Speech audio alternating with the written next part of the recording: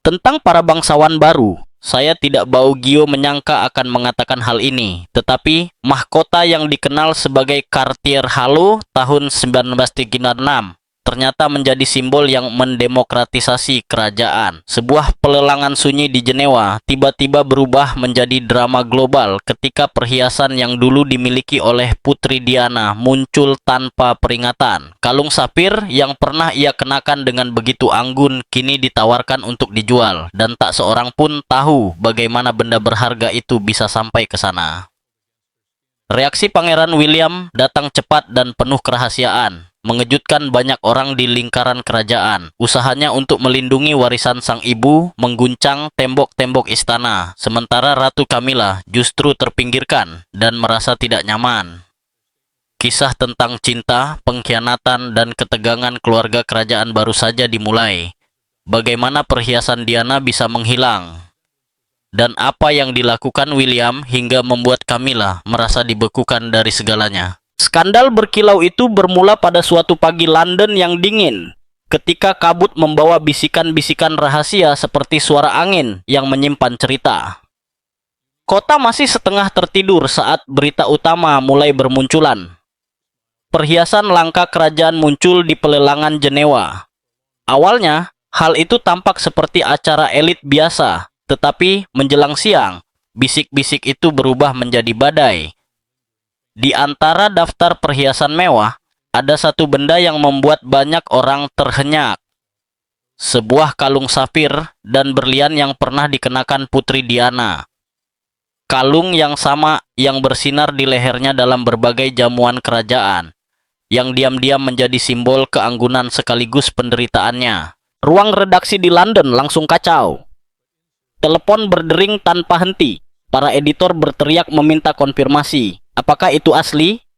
Mungkinkah itu benar-benar kalung tersebut? Kalung yang selama ini diyakini tersimpan aman di lemari besi kerajaan. Di Jenewa, pihak rumah lelang memilih bungkam. Pernyataan mereka singkat dan dingin. Kami tidak mengungkap identitas penjual maupun pemilik sebelumnya. Namun justru keheningan itu memperbesar api spekulasi. Menjelang tengah hari, media sosial meledak. Foto-foto Diana mengenakan kalung safir membanjiri lini masa, berdampingan dengan gambar buram dari katalog lelang. Kemiripannya tak terbantahkan. Kerajinan yang halus, warna biru safir yang dalam, dan susunan berlian yang khas, semuanya cocok. Lalu muncul satu pertanyaan yang menggema di seluruh Inggris. Bagaimana perhiasan Diana bisa berakhir di sini? Di dalam istana Kensington, di balik pintu tertutup dan tirai yang ditarik rapat, keheningan lain menyelimuti. Pangeran William berada di ruang kerjanya ketika ponselnya bergetar. Sebuah pesan singkat dari ajudan paling terpercaya. Anda harus melihat ini.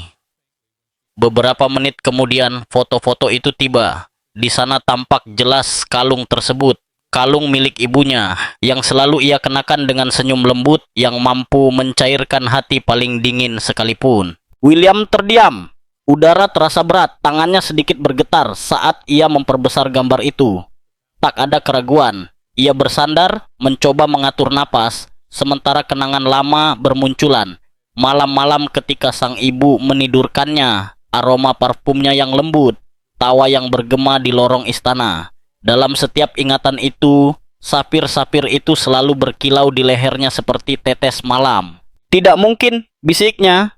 Ia ingat pernah mendengar bahwa perhiasan Diana telah dicatat dan disimpan aman untuk dirinya dan Harry. Namun melihatnya kini ditawarkan untuk dijual memicu perasaan tak percaya, lalu kemarahan, dan akhirnya sesuatu yang lebih dalam, pengkhianatan. Seseorang telah mengambil bukan hanya harta, tetapi juga bagian dari kenangan ibunya. Ia berdiri dan menatap taman istana yang tampak tenang. Kontras dengan badai di pikirannya. Ini bukan kesalahan biasa, pikirnya.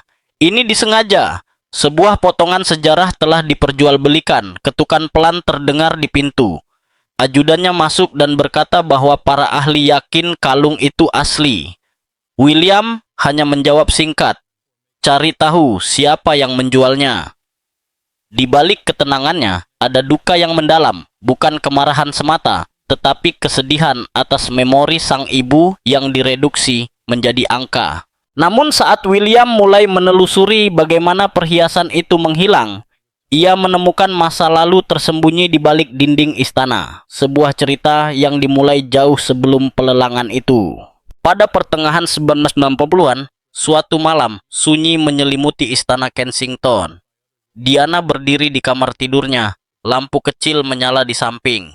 Perceraian baru saja selesai, dan ia kini hanya Diana, seorang ibu yang mencoba menemukan ketenangan. Ia membuka kotak-kotak beludru. Setiap perhiasan membawa kenangan, baik manis maupun menyakitkan. Ketika ia melihat kalung safir itu, ia teringat ucapan William kecil. Warnanya seperti langit, Mami. Dengan senyum tipis, ia menyisihkannya. Untuk anak-anakku, bisiknya. Namun tanpa sepengetahuannya, mesin istana mulai bergerak. Alasan keamanan digunakan untuk mengatur ulang barang-barangnya. Daftar disusun, beberapa benda ditandai untuk penyimpanan resmi, yang lain ditinjau. Setelah kematiannya yang mendadak pada 1987, kekacauan melanda. Tidak semua tercatat dengan benar. Beberapa kotak salah label, beberapa barang berpindah tempat, dan beberapa lainnya tidak pernah dicatat sama sekali. Dalam kebingungan itu, kesempatan muncul. Satu catatan kecil bertuliskan menunggu peninjauan menjadi awal dari hilangnya kalung safir tersebut. Seiring waktu, beberapa perhiasan lain ikut menghilang. Perlahan, senyap, dan tak terdeteksi. Ketika William dan Harry dewasa, yang tersisa hanyalah daftar rapi yang tidak lengkap. Kebenaran telah dilipat rapi dan disimpan, sama seperti salah satu gaun Diana terlupakan oleh waktu. Tahun-tahun berlalu, dan bisikan tentang perhiasan yang hilang tetap terkubur. Seiring berjalannya waktu, kisah tentang perhiasan yang hilang itu perlahan memudar, tertutup oleh cerita-cerita kerajaan lain dan berbagai skandal baru. Namun bagi mereka yang pernah berada di dalam lingkaran itu, rahasia tersebut tetap hidup. Sebuah kesepakatan diam-diam yang tak pernah diucapkan. Puluhan tahun kemudian, salah satu orang dalam itu akhirnya muncul kembali, membawa kebenaran yang mampu meruntuhkan citra kerajaan yang selama ini tampak sempurna. Pengakuan itu pun dimulai. Tangan wanita tua itu bergetar ketika ia menutup amplop surat. Tulisan tangannya tampak goyah dan tidak rata, tetapi masih cukup jelas untuk dibaca. Ia menatap nama yang tertulis di bagian depan, Clara Henshaw.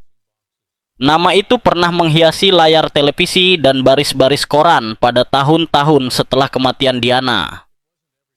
Clara dikenal sebagai jurnalis yang mengikuti setiap kegiatan amal Diana, kunjungan ke rumah sakit, pidato tentang empati, dan pesan-pesan tentang kebaikan. Jika ada seseorang yang mau mendengarkan kebenaran sekarang, dialah orangnya. Margaret Elmsley menarik napas panjang. Rumah kecil tempat ia tinggal di dekat Nice terasa sunyi, dipenuhi foto-foto lama yang mulai memudar dan surat-surat yang tak pernah dibuka. Selama lebih dari 30 tahun, ia bekerja di Istana Buckingham.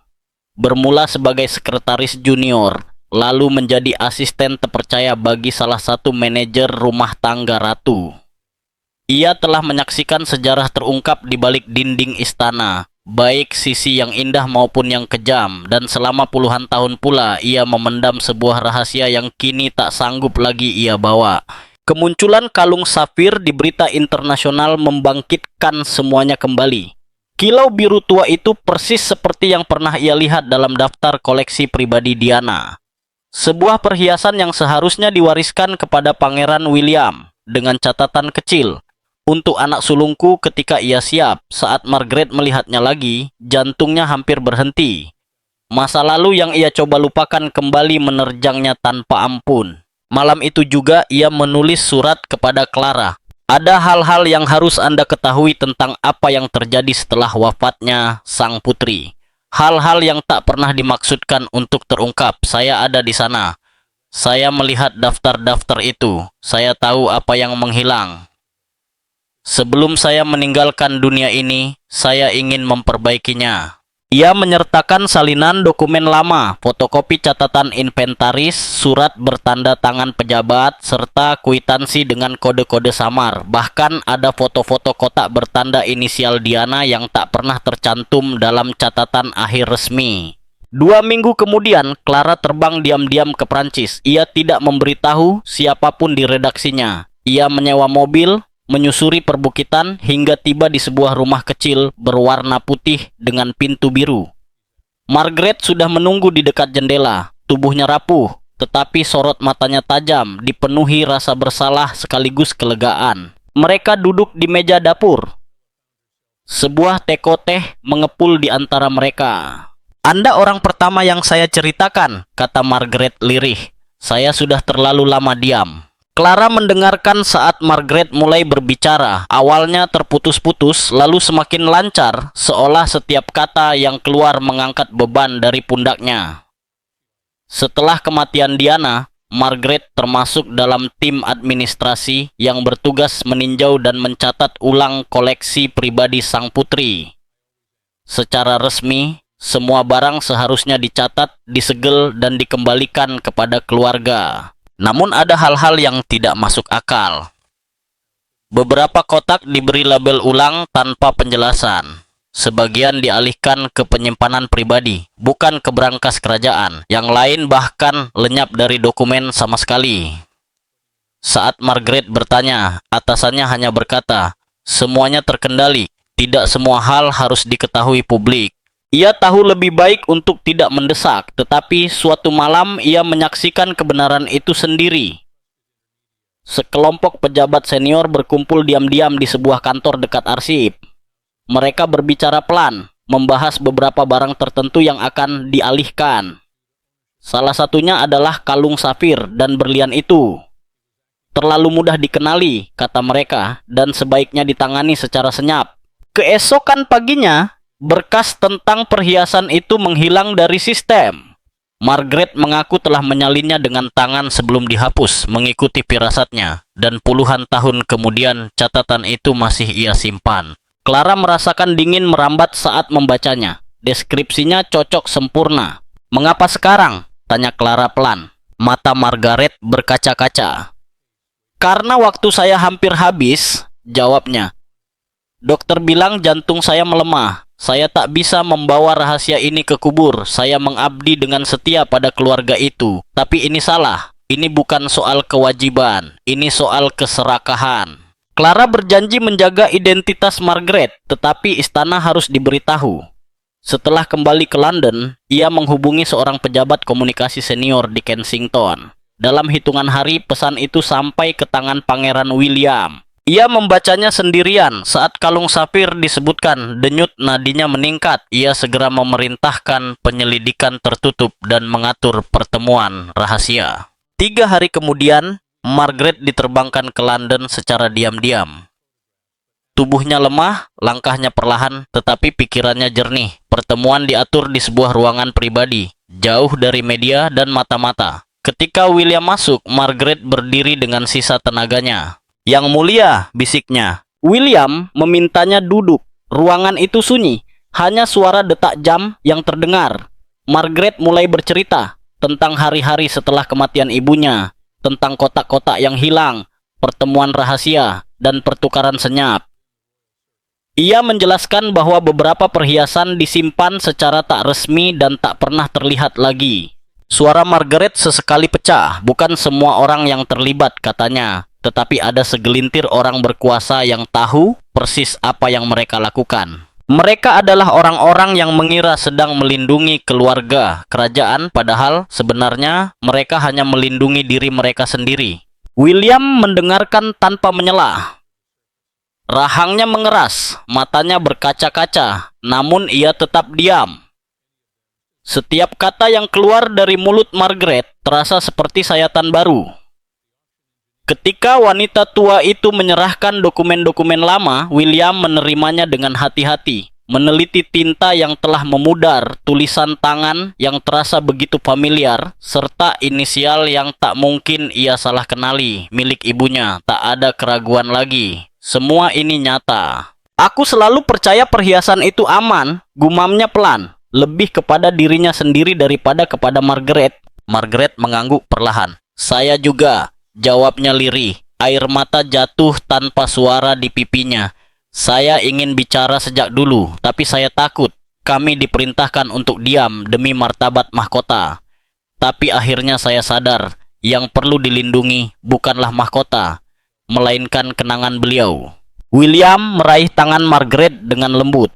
Anda telah melakukan hal yang benar, katanya pelan. Untuk sesaat, tak satu pun berbicara. Ruangan itu terasa berat, namun sekaligus damai, seolah sebuah rahasia yang terlalu lama terkubur akhirnya menemukan cahaya. Namun dalam upaya William menuntut keadilan, satu rintangan besar berdiri di hadapannya. Ratu Camilla yang memiliki klaim sendiri atas beberapa perhiasan yang terkait dengan masa lalu Diana yang penuh luka. Mahkota Camilla yang dingin. Cahaya pagi perlahan menyelinap ke dalam istana Buckingham, menerangi ruang duduk pribadi sang ratu. Camilla duduk diam, cangkir tehnya tak tersentuh. Di hadapannya, meja mengilap memantulkan bayang wajahnya yang tampak lelah. Koran-koran yang tergeletak di sana memuat berita yang sama. Kalung safir yang muncul kembali. Kalung yang kini disebut-sebut pernah menjadi milik Diana, nama yang tak pernah bisa ia hindari. Selama bertahun-tahun, Camilla telah belajar hidup dengan bayang-bayang itu. Perbandingan yang tak berujung, tatapan dingin, bisikan di belakang punggung. Bahkan sebagai ratu, bahkan setelah segala upacara dan senyum resmi, ia tahu tidak semua hati akan pernah menerimanya. Bayangan Diana panjang dan lembut, namun tetap mampu membekukan dunianya. Sekretaris pribadinya, Sir Jonathan, masuk dengan tenang membawa sebuah map. Yang mulia, katanya hati-hati. Tim komunikasi menyarankan agar istana tidak memberikan pernyataan apapun untuk saat ini. Tanggapan apapun bisa terlihat defensif. Camilla mengangguk singkat tanpa bicara.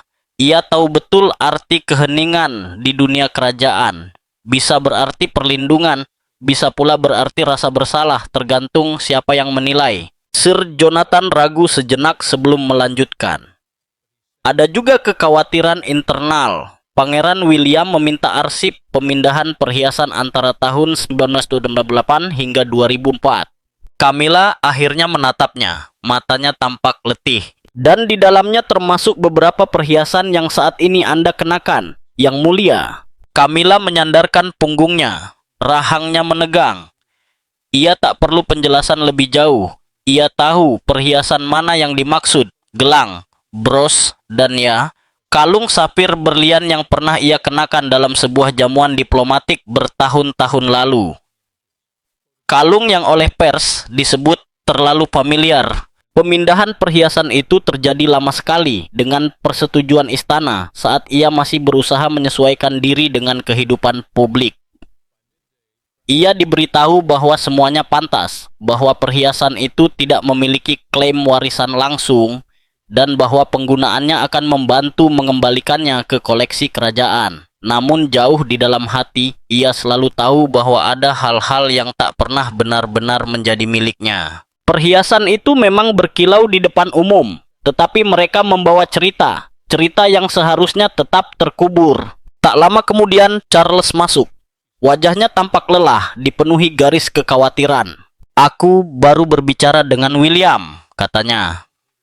Dia menyelidiki ini dengan tenang, tapi sangat serius. Camilla menghela napas. Tentu saja, dia yakin beberapa barang milik ibunya diambil. Dia bahkan berbicara dengan jurnalis lama itu. Dia punya bukti, Charles. Nada suaranya turun, stabil namun tajam. Bukti tentang apa? Bahwa aku mengenakan sebuah kalung? Bahwa aku menerima apa yang stafmu katakan layak aku pakai? Charles mengusap pelipisnya. Tolong jangan membuat ini lebih sulit. Pers sudah mengelilingi kita seperti burung pemakan bangkai. Hal terakhir yang kita butuhkan adalah perang baru di dalam keluarga. Keheningan menyelimuti mereka. Tahun-tahun kebersamaan yang dibangun dengan cinta dan ketahanan kini terasa rapuh kembali. Akhirnya Camilla berkata pelan, "Aku tidak mencuri apapun. Aku hanya mengenakan apa yang dikatakan sebagai bagian dari koleksi kerajaan. Tapi jika itu pernah menjadi miliknya, mungkin memang tidak pernah benar-benar menjadi milik kita." Charles duduk di sampingnya, suaranya melembut. Aku tahu, tapi biarkan aku yang menangani ini dengan William. Dia bukan mengejarmu, dia mengejar kebenaran. Camilla memalingkan wajahnya. Kadang-kadang Charles, kebenaran adalah hal terakhir yang mampu ditanggung keluarga ini. Di lorong-lorong istana, para pelayan bergerak dengan lebih senyap dari biasanya. Mereka tahu ada sesuatu yang berubah. Penyelidikan William telah menyentuh inti rumah tangga kerajaan, dan meski tak ada yang mengatakannya terang-terangan, semua tahu kemana arah pertanyaan itu. Camilla semakin terasing. Para pejabat berbicara dengan suara rendah saat ia lewat. Para penasihat mengatur jadwalnya dengan ketat, membatasi penampilannya hingga badai mereda. Bahkan di hadapan anak-anak tirinya, kehangatan terasa memudar. Dalam sebuah acara kenegaraan, William menyapanya dengan sopan, namun dengan jarak yang jelas, terasa. Ia tersenyum saat kamera menyala, tetapi di balik ekspresi terlatih itu, perutnya terasa melilit. Ada tuduhan tak terucap di udara, dingin penilaian yang tak bisa dihindari. Malam itu, di ruang pribadinya, Camilla membuka kotak perhiasan. Di dalamnya, terbaring gelang safir, indah dan dingin. Ia mengangkatnya perlahan, menatap pantulan cahaya di permukaannya. Semua yang kupakai, bisiknya, memiliki masa lalu yang tak bisa kuhindari. Charles masuk lagi dengan langkah pelan. Kau tidak sendirian, katanya lembut. Kita akan menghadapinya bersama. Namun Camilla menggeleng. Tidak, Charles. Kau adalah raja. Kau harus melindungi mahkota. Aku yang akan disalahkan, selalu aku. Ia tak membantah. Mungkin karena ia tahu, dalam banyak hal, Camilla benar. Hari berganti minggu, dan spekulasi publik semakin menggema. Sebagian memuji William karena menjaga warisan ibunya. Sebagian lain mulai menyeratkan bahwa tidak semua perhiasan Camilla tercatat dengan benar. Istana mengeluarkan pernyataan singkat yang menyangkal rumor, tetapi bahkan bantahan terkuat pun tak mampu meredam suara publik. Rakyat mencintai Diana, dan setiap kali namanya disebut, emosi yang bangkit tak bisa dibendung oleh kata-kata resmi. Camilla pun mulai menghindari penampilan publik. Ia menghabiskan lebih banyak waktu di Clarence House, dikelilingi keheningan. Teman-temannya menelepon, menawarkan dukungan, tetapi sebagian besar ia tolak. Ia tidak menginginkan simpati. Yang ia inginkan hanyalah jarak. Dari bisikan-bisikan, dari rasa bersalah, dan dari kilau sapir biru yang terus menghantui pikirannya seperti sebuah tuduhan tak terucap. Ketika ketegangan semakin memuncak, William mengambil sebuah langkah berani dan sangat rahasia. Sebuah langkah yang, jika kebenarannya terbongkar, bisa mengguncang stabilitas seluruh rumah tangga kerajaan. Taruhan sang pangeran. Hampir tengah malam ketika Pangeran William akhirnya melakukan panggilan itu. Ia duduk sendirian di ruang kerjanya di Istana Kensington. Lampu redup, kota di luar jendela tenggelam dalam keheningan. Ponselnya bergetar sekali, lalu lagi. Akhirnya ia berbicara dengan suara rendah namun tegas. Lakukan dengan senyap. Tidak seorang pun boleh tahu. Di seberang sana adalah perantara terpercaya, penasihat hukum yang selama ini menangani urusan kerajaan paling sensitif.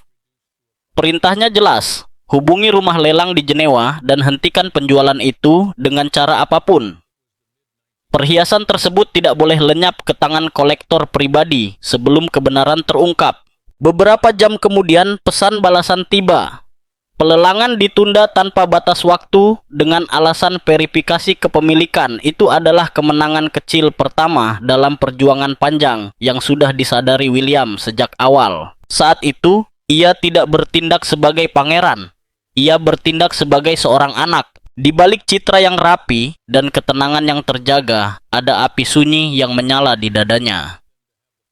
Tatapan mata Margaret Elmsley masih terbayang jelas. Kisah tentang warisan yang dicuri, kebohongan yang disembunyikan di balik dokumen. Dan kini, kalung ibunya hampir hilang selamanya. William membuka sebuah map di atas mejanya. Di dalamnya terdapat foto-foto, catatan, dan kwitansi yang ditinggalkan Margaret. Pada salah satu kertas, terlihat tulisan tangan ibunya, halus dan rapi. Untuk anak-anakku selamanya. Tenggorokannya terasa tercekat. Ia menekan telapak tangannya di atas kertas itu sejenak, seolah ingin menjangkau masa lalu. Pintu terbuka perlahan. Kate masuk mengenakan jubah sederhana, rambutnya tergerai. "Kau masih terjaga," katanya pelan. "Aku tak bisa tidur," jawab William. "Setiap kali menutup mata, aku melihatnya mengenakan kalung itu," senyumnya. "Dan sekarang, kalung itu hanya tergeletak di etalase, menunggu dibeli orang asing." Kate mendekat dan meletakkan tangannya di bahu William. "Kau melakukan apa yang akan ia inginkan, membela hal yang benar." Ia menghela napas. "Aku hanya tak mengerti bagaimana ini bisa terjadi, bagaimana semua ini lolos tanpa ada yang bertindak." "Banyak yang melihat," jawab Kate lembut. "Mereka hanya memilih berpaling." Kata-kata itu menggantung di udara, jujur dan berat. Hari-hari berikutnya, operasi diam-diam William mulai berjalan. Tim hukumnya di bawah kerahasiaan ketat menelusuri pergerakan perhiasan itu. Kalung sapir berpindah tangan melalui beberapa kolektor pribadi sebelum akhirnya tiba di Jenewa. Setiap transaksi dilengkapi dokumen rapi, tetapi jejaknya mengarah pada satu penjualan lama yang janggal hampir 2 dekade lalu, diproses melalui firma London yang dikenal menangani penilaian kerajaan. Nama pembelinya disamarkan dengan kode. Ketika para pengacara mendesak, mereka menemui tembok.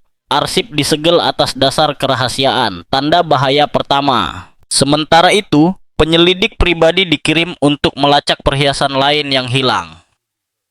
William ingin tahu berapa banyak peninggalan ibunya yang telah lenyap. Ini bukan lagi soal satu kalung. Ini tentang segalanya. Dalam beberapa minggu, mereka menemukan bisikan tentang gelang berlian yang pernah dikenakan Diana di sebuah gala amal di Paris, serta sepasang anting yang tampak dalam foto-foto lama namun tak tercatat di arsip kerajaan. Setiap temuan melukai lebih dalam, bukti bahwa warisan ibunya tercerai-berai sedikit demi sedikit. Di rumah, tekanan semakin terasa. Suatu malam, Kate mendapati William menatap album foto lama. Diana tertawa, memeluk William dan Harry kecil. Kalung itu berkilau di lehernya. "Ia tak pernah peduli pada perhiasan," kata Kate lembut. "Ia peduli pada maknanya, kekuatan, kemandirian, cintanya pada kalian. Itulah yang kau lindungi, Will, bukan batu-batu itu." William tersenyum tipis. "Mungkin, tapi aku tak bisa membiarkan mereka menyimpan sesuatu yang bukan milik mereka." Kate menggenggam tangannya. "Kalau begitu selesaikan. Ingat untuk siapa kau melakukannya." Kekuatan Kate memberinya keberanian. Keesokan paginya, William bertemu penasihat hukum seniornya. Sebuah map tersegel diletakkan di meja. "Kami melacak penjualan pertama," kata penasihat itu. Persetujuan awal berasal dari seseorang di dalam lingkaran kerajaan, cukup berwenang untuk melewati verifikasi standar. "Siapa?" tanya William. Pria itu ragu. "Belum bisa kami sebutkan. Tanda tangan disamarkan, tetapi kode otorisasinya cocok dengan pejabat rumah tangga senior awal tahun 2000-an. Jantung William berdegup cepat. Jadi, seseorang dari dalam membantu ini terjadi. Tidak secara langsung, jelasnya, tetapi seseorang yang terhubung dan masih aktif dalam urusan kerajaan. Kata "masih aktif" terus bergema di benaknya. Pengkhianatan ini bukan masa lalu, ia masih hidup. William mengakhiri pertemuan dan kembali ke ruangannya. Lama ia duduk menatap langit London yang kelabu.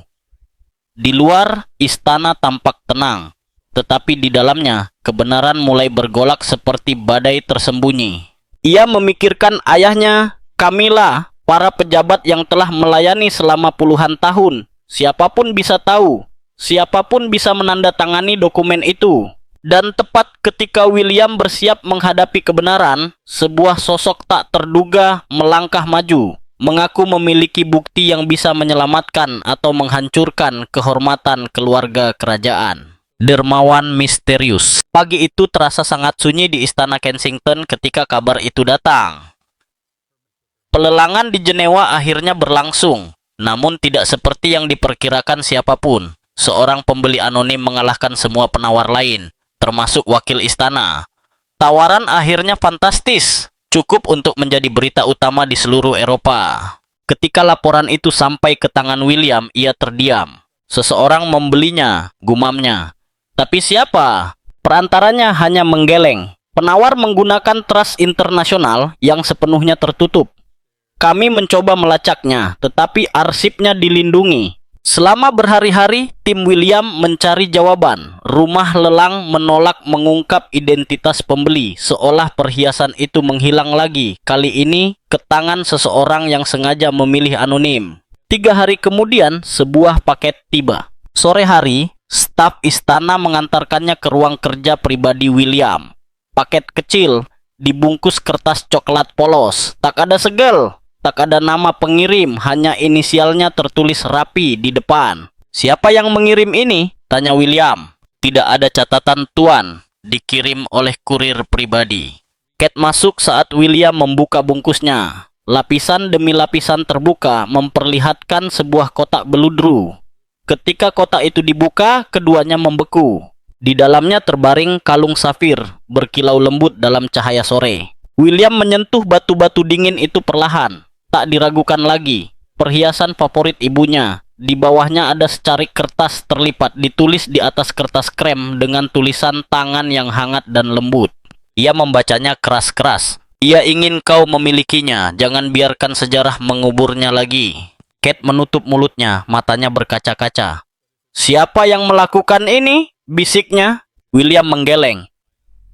"Seseorang yang mengenalnya dan tahu apa artinya bagiku."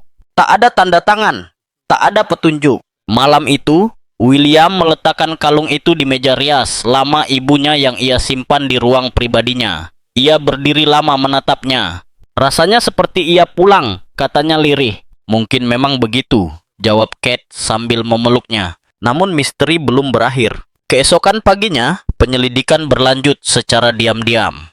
Melalui jalur hukum tertutup, tim William menemukan sesuatu yang mengejutkan. Pembayaran pembeli berasal dari rekening yang terkait dengan Diana Trust for Child Welfare, yayasan lama milik ibunya yang sudah lama tidak aktif. Transaksi itu sah, legal. Seseorang dari dalam yayasan itu telah bertindak untuk mengambil kembali apa yang seharusnya menjadi milik Diana, sebuah tindakan kesetiaan tanpa pamrih. William merasakan campuran rasa syukur dan keheranan. Ia membayangkan salah satu sahabat lama ibunya, seseorang yang tak pernah berhenti menjaga kenangannya. Cerita itu menyebar cepat di dalam istana. Tanpa konfirmasi resmi, bisik-bisik beredar bahwa seseorang yang dekat dengan mendiang putri telah turun tangan. Publik mencintainya, media memuji penjaga misterius warisan Diana. Acara pagi menayangkan ulang foto-foto Diana mengenakan kalung itu berdampingan dengan William dan Kate. "Putri rakyat tetap bersinar melalui putranya," kata seorang presenter. Namun sorotan itu membawa hawa dingin bagi Camilla. Nama Diana disebut dengan kelembutan, sementara namanya muncul bersama kata-kata seperti tegang, berjarak, tidak nyaman. Di acara publik, Camilla merasakannya. Senyum yang dulu cepat, kini lambat. Tepuk tangan yang dulu meriah, kini memudar lebih cepat. Dan untuk pertama kalinya, ia menyadari, bayangan Diana belum pernah benar-benar pergi. Pada suatu malam, saat ia duduk sendirian di Clarence House, Camilla menonton sebuah segmen televisi yang memutar ulang kisah itu. Layar menampilkan Diana, bersinar, penuh kehidupan, menyapa anak-anak dengan kehangatan yang begitu khas. Lalu gambar beralih ke Camilla yang berdiri di samping Charles dalam sebuah upacara baru-baru ini. Wajahnya tenang namun sulit dibaca. Kontras itu tak mungkin diabaikan. Camilla mematikan televisi dan duduk dalam keheningan, menatap bayangannya di jendela yang gelap. Selama bertahun-tahun, ia telah berusaha keras meraih rasa hormat bangsa ini, membuktikan bahwa ia bukan pesaing Diana, melainkan penerus dalam tugas. Namun momen-momen seperti ini membuatnya merasa bayang-bayang, itu takkan pernah pergi. Di bagian lain istana, Charles pun diliputi kegelisahan. Ia tahu apa arti semua ini bagi istrinya, luka yang sunyi, bisikan yang akan ia dengar, tabloid yang siap menerkam tanda ketegangan sekecil apapun. Ia ingin menghiburnya, tetapi merasakan jarak di antara mereka kembali melebar. Sementara itu, dunia William dipenuhi emosi dan tujuan. Ia mengatur agar kalung tersebut ditempatkan sementara di brankas kerajaan yang aman, sementara penyelidikan berlanjut. Namun ketika ketenangan mulai kembali, badai lain telah berkumpul di luar gerbang istana. Seorang jurnalis dari surat kabar besar Inggris menerima dokumen bocor. Dokumen yang mengaitkan rumah tangga kerajaan itu sendiri dengan hilangnya perhiasan Diana. Berita itu belum meledak, tetapi bisikannya menyebar cepat di kalangan media. Seseorang di dalam istana telah berbicara, dan kali ini ceritanya bukan sekadar tentang siapa yang mengambil perhiasan, melainkan tentang apa yang selama puluhan tahun berusaha dikubur oleh monarki. Sebelum perhiasan dapat kembali dengan aman ke brankas, sebuah kebocoran eksplosif ke pers membalikan segalanya dan membuka luka terdalam monarki. Kebocoran. Semuanya bermula dari satu judul berita yang menyebar seperti api. Email istana bocor ungkap salah kelola perhiasan Diana. Dalam hitungan menit, media sosial meledak. Pagi harinya, layar televisi di seluruh dunia menampilkan gambar-gambar mengejutkan.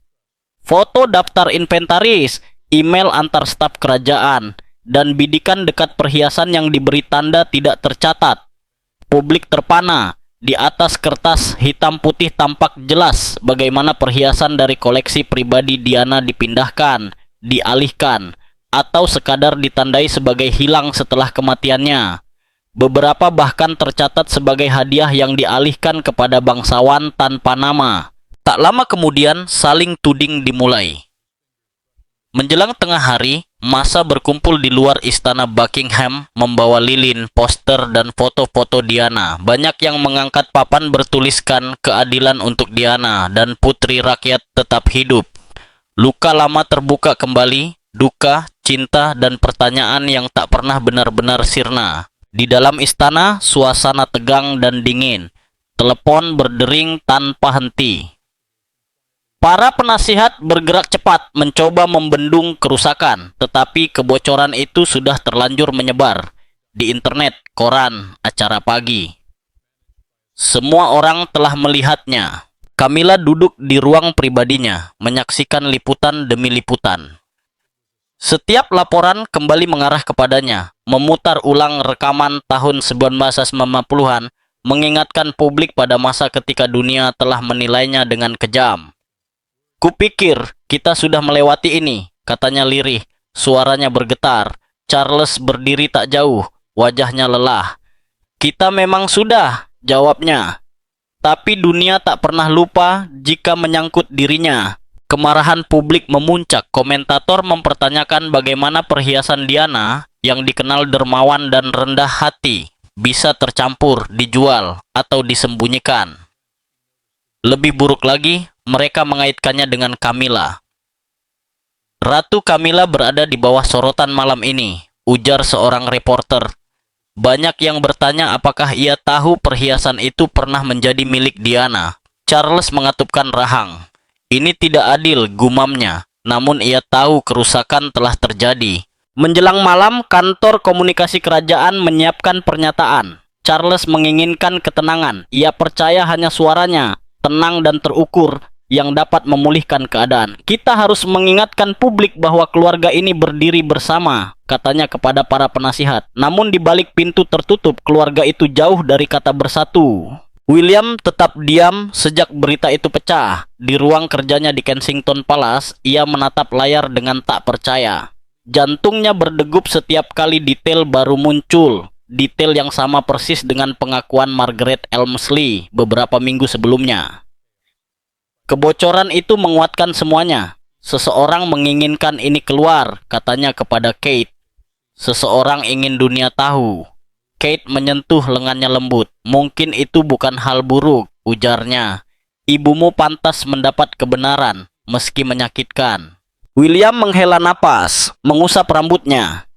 Aku tak ingin ini terjadi seperti ini. Aku tak ingin perang baru. Namun itulah yang sedang terjadi. Malam itu, Charles tampil di televisi menyampaikan pernyataannya. Mengenakan setelan gelap, nadanya formal dan terkendali. Ia berbicara tentang penyembuhan, kebenaran, dan pentingnya mengenang Diana dengan hormat dan cinta. Ia meminta waktu untuk pemahaman menyeluruh dan menjanjikan transparansi ke depan. Niatnya menenangkan badai, tetapi hasilnya sebaliknya. Keesokan pagi, tajuk utama bukan menyoroti pesan persatuan, melainkan apa yang tak ia ucapkan. Raja bungkam soal peran Camilla. William absen dari pernyataan istana. Perpecahan makin terlihat. Dalam setiap foto, William tampak muram dan berjarak. Seorang pria yang memikul tugas dan kenangan. Bagi publik, itu justru membuatnya semakin dicintai. Ia menjadi simbol kesetiaan putra yang berdiri untuk ibunya ketika mahkota tak mampu. Di luar, kerumunan membesar. Buket bunga kembali berjajar di gerbang istana seperti tahun 1987. Ada yang menangis, ada yang menyanyikan Candle in the Wind. Waktu seakan terlipat kembali. Bagi Camilla, hari-hari menjadi tak tertahankan. Ia menghindari acara publik, membatalkan agenda dan berdiam di balik pintu istana. Setiap kali menyalakan berita, namanya muncul. Dilukiskan sebagai antagonis sunyi dalam kisah yang tak bisa ia ubah. Charles mencoba menenangkannya, tetapi ia pun tenggelam dalam kemarahan publik. Mereka mencari seseorang untuk disalahkan, katanya. Dan mereka memilihmu lagi. Suara Camilla bergetar. Kupikir menjalankan tugas dengan diam akan cukup membuat mereka melupakan. Charles tak menjawab. Tak ada kata yang bisa menarik kembali apa yang telah terlepas. Sementara itu, William menghadapi pergumulannya sendiri. Semakin kebenaran terungkap, semakin terasa biayanya. Dunia akhirnya melihat apa yang ibunya alami.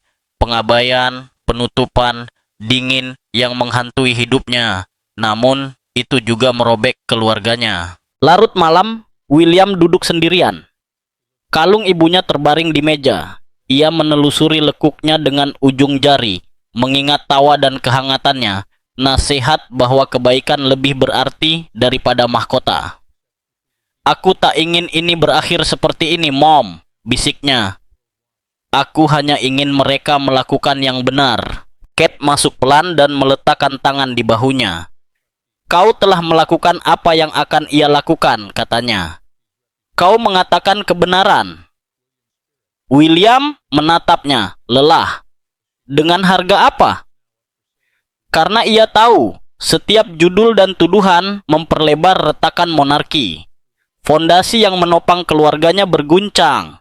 Ia tidak memulai badai ini, tetapi berdiri di pusatnya. Menjelang akhir pekan, para staf kerajaan berbisik tentang jurang yang kian menganga. Ayah dan anak tak lagi berbicara kecuali lewat jalur formal. Camilla tenggelam dalam keheningan. Istana bergerak dalam mode pengendalian kerusakan, takut akan kebocoran berikutnya. Di luar, dunia menyaksikan, setengah takjub, setengah berduka. Nama Diana kembali menjadi cahaya yang menyingkap semua yang selama ini disembunyikan istana. Bagi William, kebenaran itu sekaligus kemenangan dan luka yang dalam. Ia telah merebut kembali bagian dari kisah ibunya, namun kehilangan kepingan rapuh yang menyatukan keluarganya. Kini, ketika reputasi monarki bergantung pada seutas benang, William harus memilih, melindungi institusi atau menghormati roh ibunya, meski itu berarti merobek segalanya.